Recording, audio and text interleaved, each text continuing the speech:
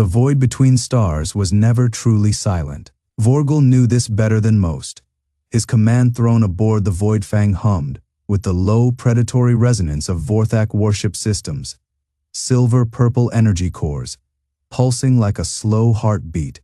Gunmetal bulkheads, etched with the scars of 100 battles. The ship was a blade in the dark, its brutalist architecture designed for one purpose: conquest. Yet now it drifted near the ruins of Krellis. Fae, a dead world orbiting a dying star. High Commander. Gromnock's voice crackled through the neural link, the scientist's usual arrogance dulled by something Vorgil had never heard before: unease. The signal is repeating. Same frequency, same encryption. Vorgil's claws flexed against the armrests of his throne. The transmission had been looping for 3 cycles now, bleeding through the static like a ghost. It shouldn't exist.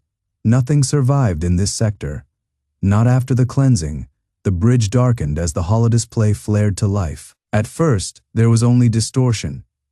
Jagged lines of interference cutting through the feed. Then, a voice.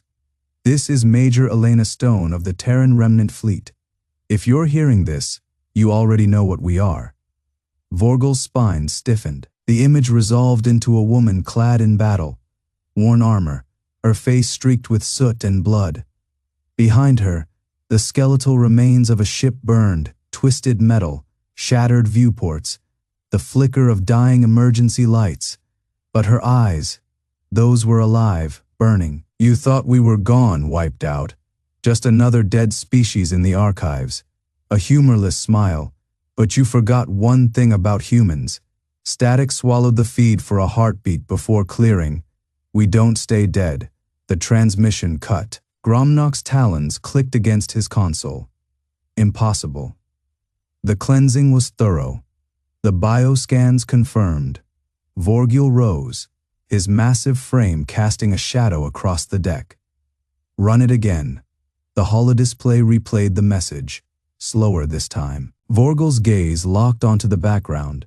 The wreckage wasn't Vorthak. It wasn't any design he recognized. The architecture was all wrong. Bulkheads too thick, corridors too narrow, reinforced for something no civilized species would endure. And then he saw it. A sigil, half buried in the debris. A skeletal hand clutching a sword, the mark of the Oathbreakers. His blood ran cold. The humans weren't just alive. They were hunting, and they had started with the ones who broke their word first. The command deck of the Voidclaw hummed with the low, pulsing thrum of silver-purple energy cores, their harsh light casting jagged shadows across the reinforced bulkheads. Vorgil's claws flexed against the armrest of his command throne, the alloy groaning under the pressure. His secondary eyelids flicked shut for a fraction of a second, a reflexive tick he hadn't exhibited since the cleansing wars. The holodisplay before him still held the frozen image of the human transmission. The skeletal sigil burned into the wreckage like a brand. Gromnock's voice was a rasp of disbelief. The archives listed them as extinct. Extinct, the bioscans. We're wrong. Vorgil cut him off, his voice a low growl. The scientist flinched, his violet, ridged crest flattening in submission. But Vorgil wasn't looking at him. His gaze was locked on the debris field beyond the viewport. Twisted metal and shattered hull plating drifting in the void. Not Vorthak wreckage, and that was the first impossibility. The second was the way it moved. The debris didn't drift aimlessly. It circled, as if caught in the gravitational pull of something unseen. A pattern, a formation, a graveyard orbit. Vorgil's mandibles tightened. He had seen this before, centuries ago, in the aftermath of the cleansing. Human ships didn't just die, they arranged themselves, even in death, as if their wreckage could still hold some final, spiteful purpose. "Scan it again," he ordered. "Full spectrum. Look for." The proximity alarm shrieked. The Voidclaw's tactical display flared crimson as new signatures blinked into existence, not on the edge of sensor range, not approaching from the void, already here, silent, waiting. The human fleet emerged from the debris like ghosts, their hulls pitted with ancient battle scars, their armor blackened by centuries of radiation and war. They were not sleek, not elegant. They were brutal constructs of layered steel and ceramite, their designs jagged, their weapon arrays asymmetrical, built not for aesthetics, but for survival. And at their lead, a monstrosity of a warship, its prow carved into the snarling visage of a predator long extinct on Earth. Gromnok's breath hissed between his teeth. "That's the Oathkeeper," Vorgil finished, his voice hollow. The archives had described it, the humans' last stand, their final defiance before the cleansing fleet broke them. It should have been dust. Instead, it loomed before them, its engines dark, its weapons silent. But its presence screamed across the void. Then the comms crackled to life. No hail, no demand for surrender, just a voice, female human, calm in a way that made Vorgil's spine prickle. "Vorthak vessel Voidclaw, this is Major Elena Stone of the Terran Remnant Fleet." A pause.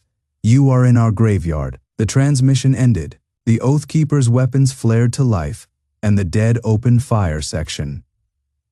The Oathbreaker, the void between stars, was never truly silent. Vorgil knew this. He had spent decades listening to the hum of Voidclaw's engines, the crackle of its silver, purple energy cores, the rhythmic pulse of its weapon arrays cycling.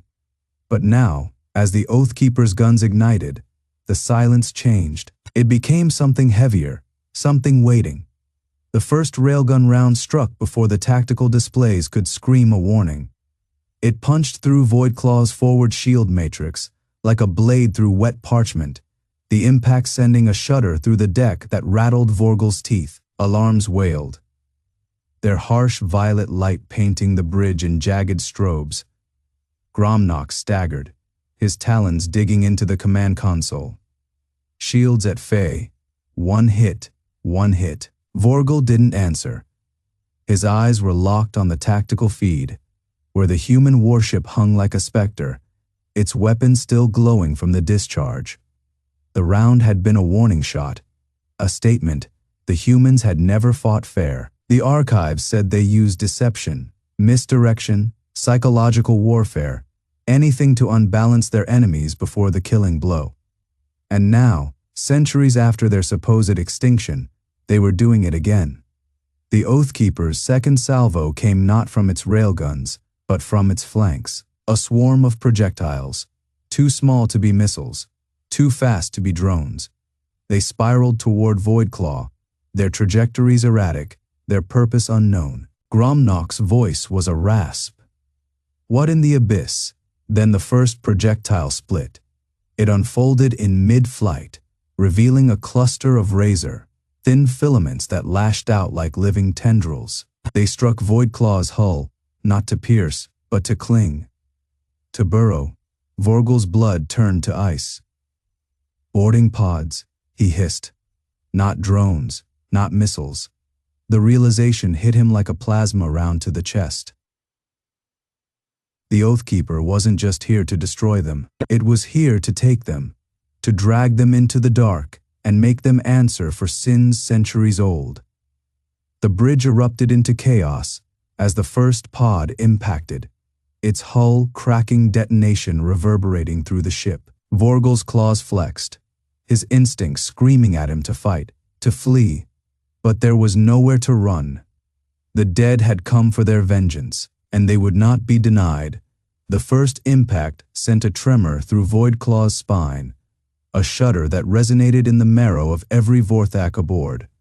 The filaments had done their work, burrowing through armor plating like acid through flesh, dissolving the barriers between the invaders and their prey. Vorgil's command chair vibrated beneath him, the ship groaning as if in protest.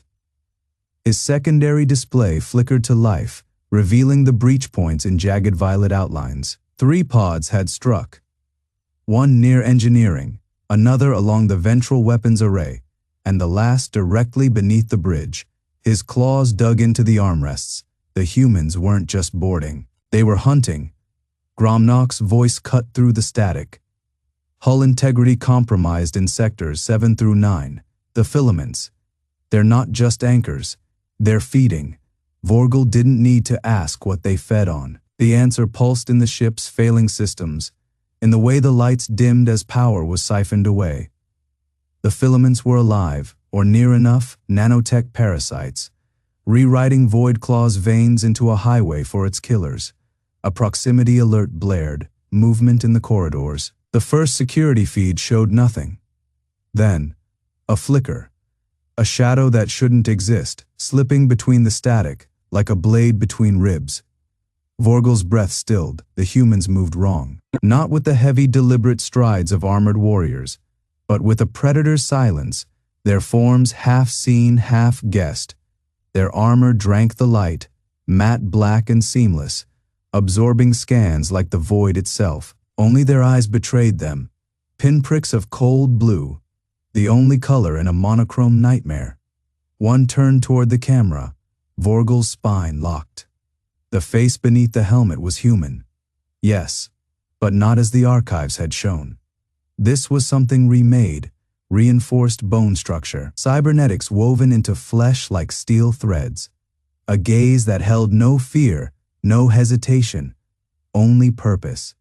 The feed cut to black. Across the ship, the screams began, not the cries of warriors meeting their end in battle, but short, choked sounds, silenced before they could fully form.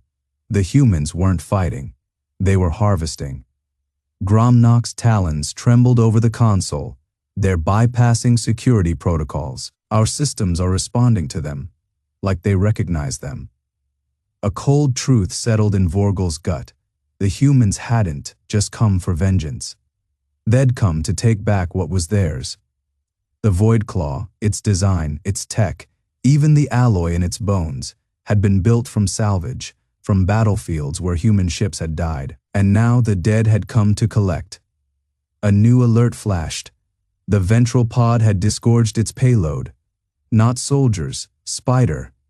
Like constructs scuttled into view, their limbs too many, too jointed, moving with the uncanny precision of things that had never been alive. They didn't attack, they disassembled. One reached a weapons console, and the metal beneath its touch flowed, reshaping, repurposing. Gromnock made a sound like a dying engine.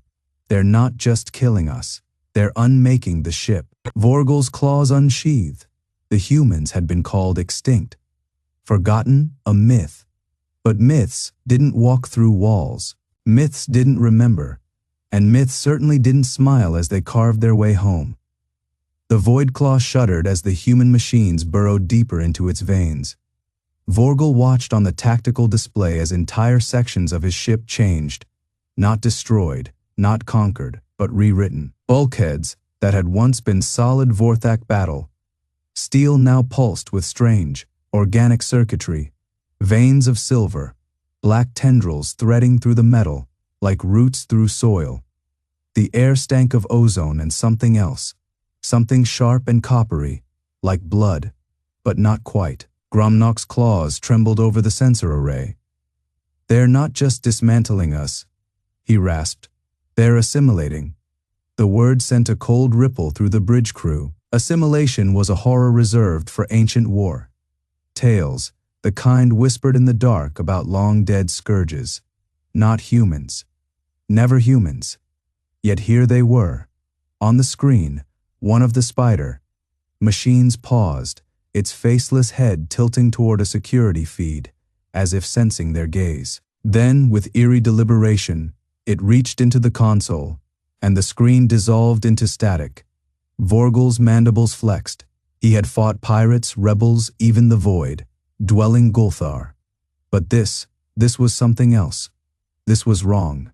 A proximity alert blared. The human ship, no, the indomitable, had moved.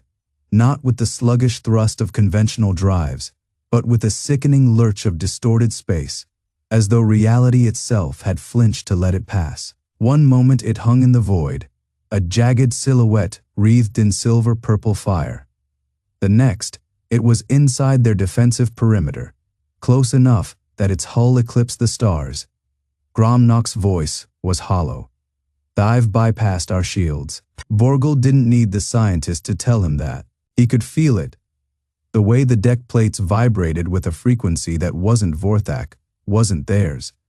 The humans weren't just attacking, they were infecting. Then the first strike came, not a barrage, not a salvo. A single pulse, a beam of black, edged light lanced from the Indomitable's prow. So fast it left afterimages burning in Vorgel's vision. It struck the Voidclaw's dorsal spine, and where it touched, the armor didn't melt. It unraveled. Layers of fortified alloy peeled back like dead skin, revealing the ship's innards in a grotesque autopsy. Silence gripped the bridge. That single shot had carved through defenses, meant to withstand a fleet's bombardment, and the humans had done it casually. Vorgel's claws dug into the command console. This wasn't war. This was a demonstration. Somewhere in the bleeding innards of his ship, the Spider, machines scuttled onward. Somewhere beyond the hull, the Indomitable waited, patient as a predator circling wounded prey, and somewhere in the dark, the humans were smiling. Gromnock whispered what they were all thinking. "They're not just winning." His voice broke. "They're reminding us why we should have feared them." Section Fey. Blood in the black, the Voidclaw shuddered like a dying beast, its silver-purple energy cores flickering erratically. Vorgel tasted copper in his mouth, his own blood, drawn by clenched fangs. The command deck's harsh illumination painted his officers in bruised violet hues, their spines rigid with terror. On the tactical display, the human warship loomed, its silhouette jagged as a serrated blade. The Indomitable wasn't just a vessel, it was a statement. Every angular plate of its armor, every exposed weapon array, screamed defiance. The Vorthak had built their empire on brutal efficiency, on ships designed for conquest, not survival. But this was something worse. A proximity alert shrieked. Gromnock's claws trembled over the sensor array. They're launching boarding pods. His voice was a rasp, the sound of a scholar realizing too late that his life's work was obsolete. Not at the hangars. There, the hull screamed. Impact tremors rippled through the deck as the pods struck amidships, drilling through armor like heated needles through flesh. Vorgel's tactical feed dissolved into chaos, blinking red sigils marking breaches where there shouldn't be breaches. The humans weren't targeting weak points, they were creating them. Then the cameras caught the first glimpse of the invaders. Corporal Mitchell Wood stepped through the ruptured bulkhead, his armored boots crushing the remnants of a Vorthak security barricade. His helmet's visor was a black void, reflecting the panicked faces of the defenders. The humans moved like a single organism, their armored forms synchronized, their weapons humming with restrained energy. Vorgel had fought pirates, rebels, even rogue war drones. None of them had this, the eerie, predatory patience of hunters who knew the prey couldn't run. Mitchell's squad fanned out, their rifles sweeping the corridor. A Vorthak guard lunged, plasma blade flaring silver, purple. The human didn't flinch. His rifle snapped up. One shot, and the alien's chest erupted in a spray of iridescent blood. No ceremony, no hesitation, just efficiency, brutal and absolute. Gromnock's data, slate clattered to the deck. Their armor, it's adapting. His voice was hollow. Our weapons, they're learning from our weapons. Vorgel's claws flexed. Had seen the reports, the old archives whispering of human resilience. But this was evolution in motion. Every plasma burst that struck their armor made them stronger. Every frequency of attack they countered. A transmission crackled through the Voidclaw's dying comms. Major Elena Stone's voice, cool as deep space. "You took our home. We took your fear." The screen flickered, then showed the Indomitable's main battery cycling to full power, its core burning black. Violet Vorgel understood. Then, this wasn't revenge. It was a lesson, and the galaxy would learn it in fire and blood. Section Fey. The howling dark, The Void Claw's bridge trembled as another salvo of human railgun fire carved through its outer decks. Vorgal's claws dug into the command console, the metal groaning under his grip. His secondary eyes flickered with tactical overlays, each one a fresh disaster. The human warship Indomitable hung in the void, like a specter, its blackened hull drinking in the light, its weapons humming with a hunger that defied reason. Gromnock's voice was a rasp, his carapace plates rattling. Their armor. It's not just adapting, it's mirroring. Vorgil didn't need the data. Slate to confirm it. He could see it. The human boarding parties moved through his ship's corridors like liquid shadow, their armor shifting in real time. Silver-purple energy discharges that had once melted Terran steel now splashed harmlessly against adaptive plating that had reconfigured to match Vorthak shielding frequencies. A proximity alert shrieked. The bulkhead behind them exploded inward in a storm of molten alloy and shrapnel. Through the smoke, a single figure stepped forward. Corporal Mitchell Woods, his visor polarized black, his rifle humming with the same eerie resonance as the Indomitable's main battery. Vorgal's warriors lunged, blades gleaming with plasma edges. They died mid-stride. Woods didn't even break stride. His weapon barked once, twice, 3 times, each shot precise, each impact detonating a Vorthak skull in a burst of violet-tinged gore. No wasted motion, no hesitation, just the cold arithmetic of extermination. Gromnock staggered back, his neural tendrils writhing in panic. They're not just soldiers, they're weapons. Vorgal understood now. The humans hadn't just survived extinction, they had weaponized it. Every loss, every massacre, every moment of despair had been folded into their DNA, reforged into something relentless. Their armor learned, their guns remembered, and their vengeance. It had no off switch. Outside the shattered viewport, the Indomitable's main battery flared to life, its core pulsing with black, violet annihilation. The targeting array locked onto the Void Claw's crippled spine. Major Elena Stone's voice cut through the static one final time. This is how extinction fights back. The world turned white, then black, then nothing at all. Section Fey. No quarter the silence after the Void Claw's destruction was not true silence. It was the absence of screams, the absence of engines, the absence of anything that had once been Vorthak. Debris tumbled through space, jagged shards of dark steel still glowing from the Indomitable's final strike. Violet energy bled from ruptured conduits, flickering like dying stars. The human warship loomed over the wreckage, its blackened hull drinking in the light, its weapon ports still humming with residual heat. Inside, Major Elena Stone stood motionless on the bridge, her gauntleted fingers resting against the tactical display. The screen showed nothing but static where the Void Claw had been. No life signs, no escape pods, no quarter given. Corporal Mitchell Woods exhaled slowly beside her, his rifle still warm in his grip. His HUD scrolled with damage reports, casualty lists, but his eyes stayed fixed on the drifting wreckage. They never even tried to surrender. Stone didn't answer. She didn't need to. The Vorthak had made their choice centuries ago, when they glassed Earth's colonies and left the survivors to choke on radioactive ash. Mercy had died with those burning cities. On the fractured remains of the Void Claw's command deck, Vorgil stirred. Pain came first, white hot, searing through his exoskeleton where the blast had torn through his armor. Then came the cold, the void creeping in through shattered bulkheads, frosting his wounds, turning his blood to ice.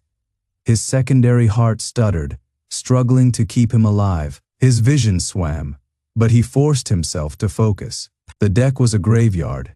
His crew lay where they had fallen, their bodies twisted by the concussive force of the human weapon. Some were still whole, most were not. Gromnock's corpse was slumped over a ruined console, his neural tendrils blackened and brittle. His last expression was one of disbelief. Vorgal dragged himself forward, his claws scraping against the deck. His comms were dead. His ship was dead. but his pride that still burned. The humans had won this battle, but the war. He bared his fangs in the dark. Aboard the Indomitable, the crew moved with quiet efficiency. Repairs were underway. Munitions were reloaded. The dead were catalogued. Stone watched them work, her face unreadable behind her visor. This was not their first victory. It would not be their last. The galaxy had forgotten humanity once. Now it would remember. Mitchell adjusted his grip on his rifle. Orders, Major.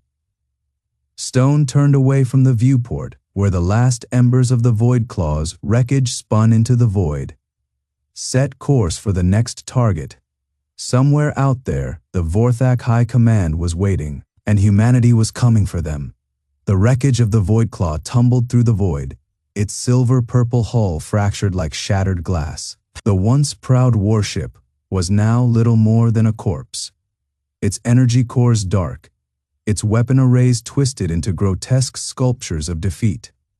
Inside, the air had turned to poison, burning metal, ionized plasma, and the acrid stench of ruptured power conduits. Vorgel's breath came in ragged, pained gasps. His exoskeleton was cracked in 3 places, leaking vital fluids, but his claws still twitched with fury. He dragged himself through the ruined corridors, past the bodies of his crew, some frozen in combat stances, others curled in on themselves, as if trying to escape the inevitable. Their neural tendrils, once vibrant with the silver pulse of Vorthak vitality, were now blackened husks. Disbelief. That was the last expression on Gromnock's face. The scientist had always dismissed human ingenuity as reckless, their tactics as crude. Now, his corpse was slumped over a shattered console, his calculations reduced to ash. Vorgel snarled.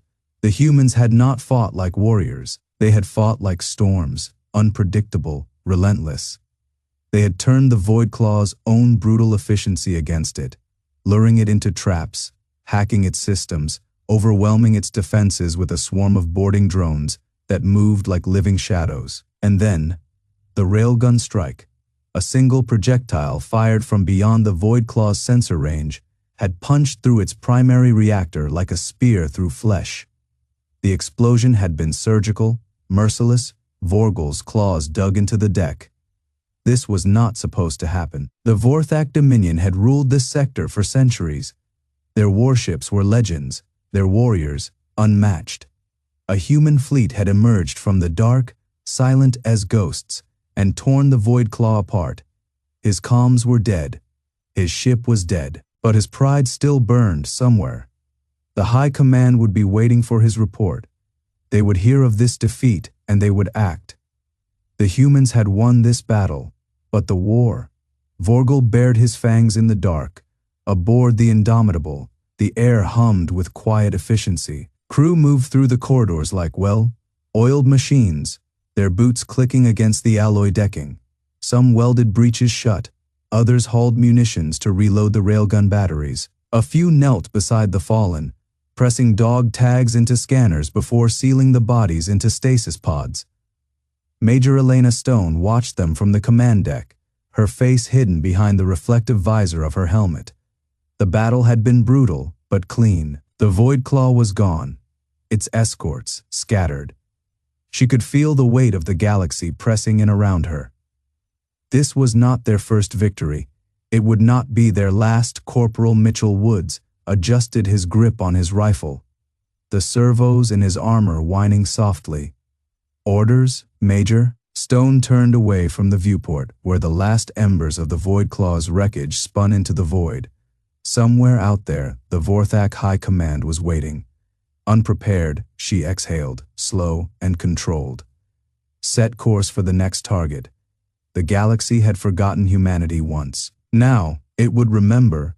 The Indomitable cut through the void like a blade through flesh, its scarred hull still radiating heat from the battle. Behind it, the wreckage of the Void Claw spun in a slow, silent ballet of twisted metal and fading plasma fires. The human fleet moved in perfect formation, a pack of wolves with blood in their teeth, their engines burning cold and relentless toward the next target. Inside the command deck, The air hummed with suppressed energy. Officers worked in silence, their gauntleted hands flicking across holographic displays, rerouting power, recalibrating weapons, preparing for the inevitable. The scent of ozone and scorched metal clung to the recycled air. Major Elena Stone stood motionless before the tactical holomap, her visor polarized against the glare of distant stars. The map pulsed with crimson markers, Vorthak strongholds, supply depots, command hubs, each one a stepping stone toward the heart of their empire. Corporal Mitchell Woods watched her from the periphery, his rifle slung across his back. He had seen that stillness before. It wasn't hesitation. It was calculation, the kind that came before storms. A chime broke the silence. "Major," a comms officer called, voice tight. "We're picking up a transmission. Vorthak origin, encrypted. But it is broadcasting on all channels." Stone turned her head slightly, the servos in her armor whispering. "Decrypt it." The holomap flickered, replaced by a grainy silver-purple-hued feed. The image resolved into the angular armored face of a Vorthak commander. Vorgil, his rank insignia gleaming like fresh blood against his dark steel carapace. His violet eyes burned with something that might have been fury or fear. "Human vessel," he hissed, the translation software rendering his words in a guttural rasp. "You have violated the sanctity of the Corward Accord. Your actions mark you as outlaws. Surrender now, and you will be granted the mercy of a swift execution." A murmur rippled through the command deck. Stone didn't move. Vorgil's mandibles twitched, his voice dropping into something lower, more dangerous. "You are alone. Your species is extinct. Your homeworld is dust. You have no allies, no future. Only death awaits you." The transmission flickered, distorted, then stabilized as another figure stepped into frame. Gromnock, the Vorthak scientist, his spined crest flattened in what humans had learned to recognize as unease. His voice was smoother, almost diplomatic. "There is another way. Stand down, submit to interrogation. The High Command is curious about your survival. Cooperate, and you may yet be spared." For the first time, Stone's helmet tilted. Just slightly, then she reached up, unsealed her visor, and let it retract. The Vorthak on screen recoiled. Human eyes were rare in this galaxy, and hers, cold, unflinching, alive, were the first they had seen in centuries. "Curious?" Stone repeated, her voice quiet, almost gentle. "Good." She turned to the comms officer. "Open a channel. All frequencies, galactic standard." The officer hesitated only a second before obeying. Stone faced the feed again when she spoke. Her words were not for Vorgil, not for Gromnock. They were for the entire galaxy. "You thought we were dead," she said. "You thought you erased us, but you forgot one thing." Behind her, the Indomitable's weapons array powered up. The silver-purple glow of Vorthak energy signatures drowned beneath the searing blue, white of human railgun capacitors charging. "We don't die easy." The transmission cut. Woods grinned behind his helmet. "Orders, Major." Stone sealed her visor. The holomap reignited, bathing her in crimson light. Burn their next station to the ground. The galaxy had heard them now. Let them tremble. The silence that followed Major Stone's transmission was not the quiet of surrender, nor the stillness of shock. It was the silence of a predator coiled in the dark, waiting for the first twitch of prey. On the bridge of the Indomitable, the air hummed with restrained violence. The holomap pulsed crimson, painting the faces of the crew in bloody light. Every system was live, every weapon primed. The Vorthak station ahead, a jagged fortress of dark steel and violet energy cores, loomed like a carcass waiting to be torn open. Corporal Mitchell Woods flexed his fingers inside his gauntlets. His HUD flickered with targeting data, crosshairs dancing over the station's weak points. He could feel the ship beneath him breathing, a living thing, its reactors growling like a beast starved for war. "Good," he thought. Let them see what happens when you wake a sleeping wolf. Across the void, Vorgil stood frozen in the command nexus of his own vessel, his silver-purple armor reflecting the emergency lights. His mandibles twitched, a nervous tic he hadn't displayed since his first battle. The human's words still echoed in his skull. "You thought we were dead. A mistake. A catastrophic mistake." Gromnok's claws scraped against the data console as he frantically parsed the Indomitable's energy signatures. The readings made no sense. Human technology had been crude, inefficient, or so the archives claimed. But this was a warship forged in the heart of a supernova. Its armor drank energy fire, like water. Its weapons didn't just pierce shields, they unmade them and the humans themselves. Gromnok's secondary eyelids flickered shut for a moment. He had seen the way Stone moved, the way her soldiers stood, not like warriors, like storms given flesh. "High Commander," he rasped, "their trajectory." Vorgil didn't need the data to know. The Indomitable wasn't just attacking, it was hunting. The first railgun strike hit like the fist of a vengeful god.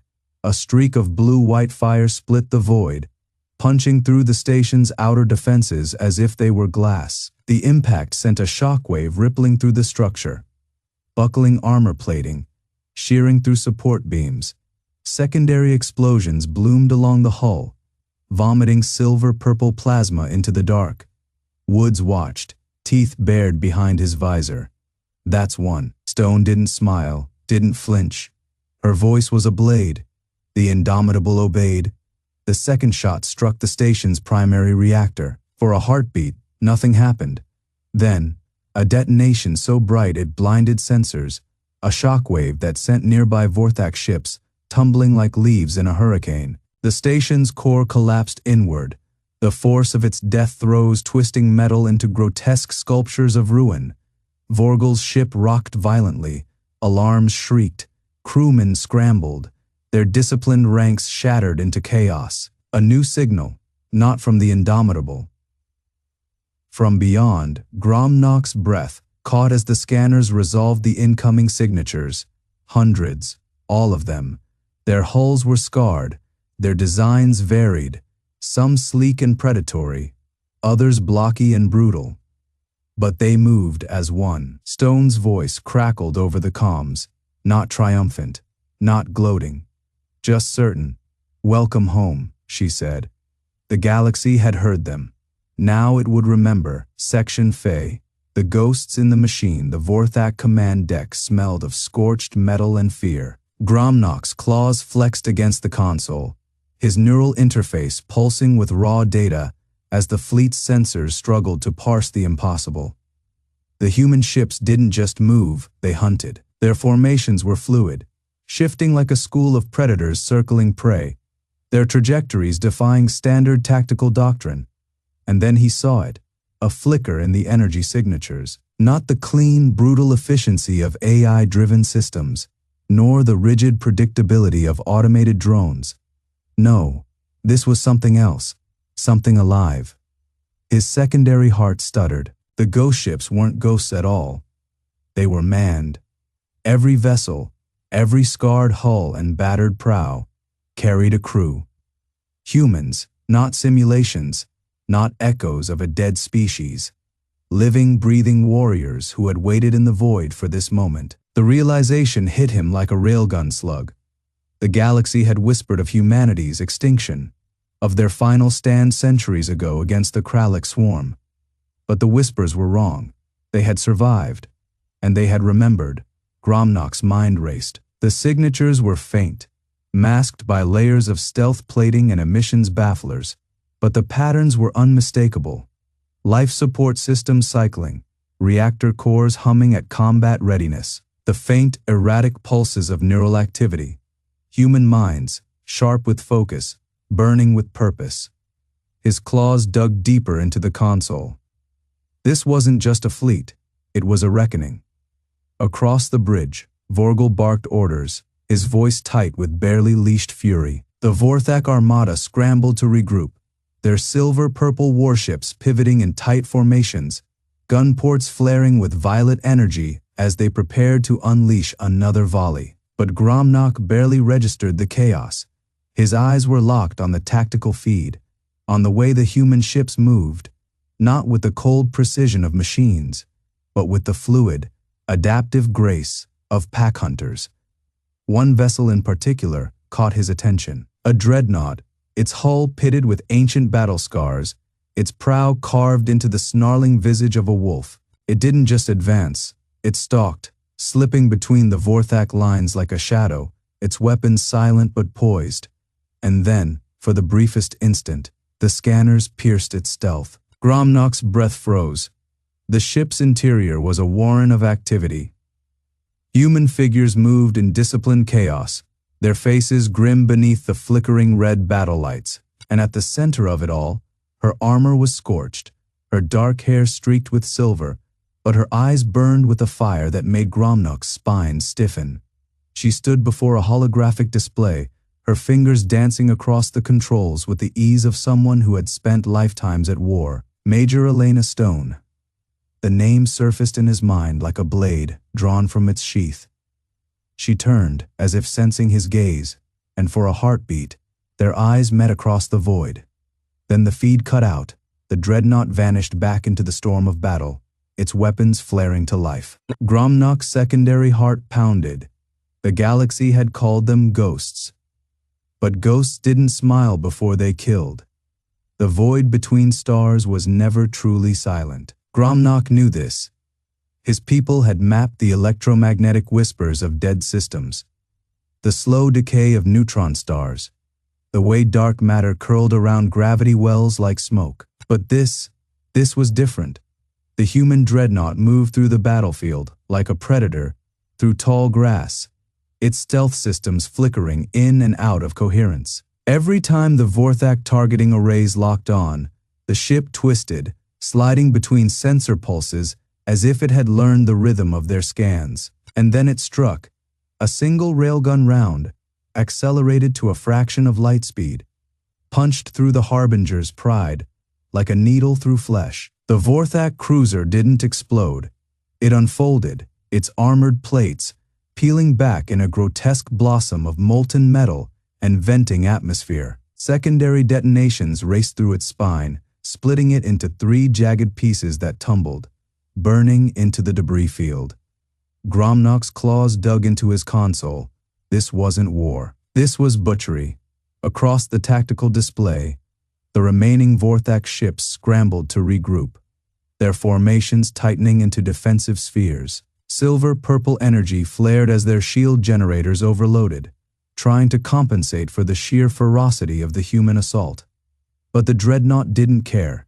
It carved through them like a blade through water, its weapon systems cycling with terrifying efficiency. Plasma lances sheared through a frigate's engines, a swarm of boarding pods, each one a coffin packed with cybernetic horrors, latched onto a destroyer's hull. The ship's distress beacons screamed for exactly 12 seconds before cutting off abruptly. Gromnak's secondary heart stuttered. He had studied human history. He had read their wars, their desperate, clawing survival through nuclear winters and genocides. He had understood them, or so he thought. This was something older, something hungry. A transmission crackled across the comms, raw and unfiltered. No translation protocols, just a human voice, rough with static and something darker. You took our worlds. Major Elena Stone's words were a knife in the dark.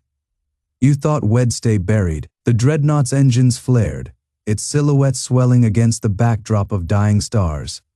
Now you learn. The Vorthak fleet fired. A storm of silver, purple energy lanced toward the human ship, enough firepower to crack a planet's crust. The dreadnought charged through it. Gromnak's breath caught, armor blackened, shields collapsed. Entire sections of the ship vaporized in the onslaught. But it didn't stop. It couldn't. The humans had built their vengeance to endure. And when the smoke cleared, the dreadnought was still there, battered, bleeding atmosphere, but alive. Its weapons cycled back online, targeting locks painting the Vorthak flagship in a web of crimson light. Gromnak looked up at the view screen. Elena Stone stared back. Her lips moved. Only one word made it through the static. The galaxy had called them ghosts.